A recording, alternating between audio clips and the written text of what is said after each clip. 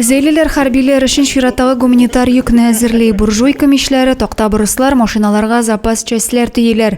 Тортмаларға да тиз әзірлене тұрған ошлар, құры армия душлары, маскичілтерлер тутырғаннар. Шулай ук игіліклі затлар тарафынан УАЗ машинасы да жиберәләр. Бу юлы Зейфуклары һәм Новый газеталары да салдылар. Журналистлар харбилерге багышлап махсус номер әзерләде. Это специальный выпуск газеты «Новый Заяц Зайфуклары», который полностью посвящен СВО и мобилизованным. Спасибо большое.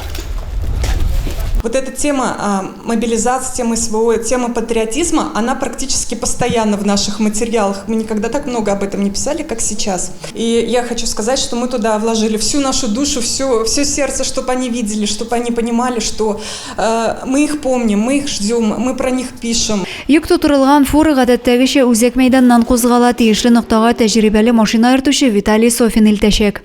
Езжу, потому что там всех знаю, поэтому езжу. Все знакомые, все друзья. Я уже знаю там, где что, где встать можно, где нельзя стоять. Гуманитар ярдәм район халкы Зей җылысы хәйрия оешмасы, район советы һәм башкарма комитет хезмәткәрләре ярдәме белән тупланды.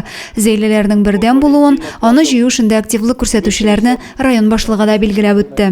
Ватмыйча, бозылмыйча әйберләр барып җитәргә тиеш урыннарына.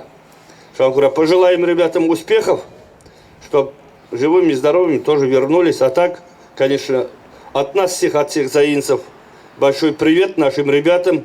Зейдән кузгалган йөкне махсус делегация озата китте.